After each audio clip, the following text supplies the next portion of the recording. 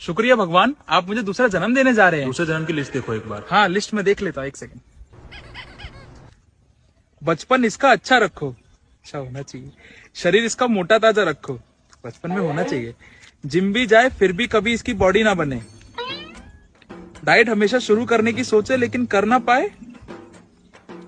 इसमें पैशन और टैलेंट भर दो लेकिन उससे भी कुछ उखाड़ ना पाए।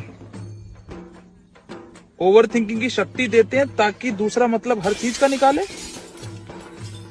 दोस्त अच्छे दो पर कोई काम ना आए।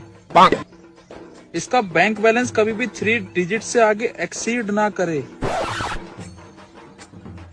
जनरल कैटेगरी में डालना इसे।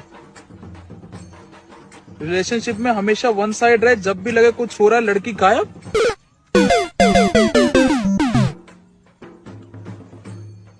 चित्रगुप्त जी, शक्ल का तो हो जाएगा ना? अरे हाँ, शक्ल दीपक कलाल और डॉली चाय वाले का मिक्स ब्रीड बनाओ इसे। मेरे को नरक में डाल दो। बेटा यही बेटर ऑप्शन। मेरे को नरक में डाल दो प्लीज। रास्ता बता दो, मैं खुद चला जाऊंगा। नहीं समझो, बेटर ऑप्शन यही और कुछ नहीं है तुम्हारे पास।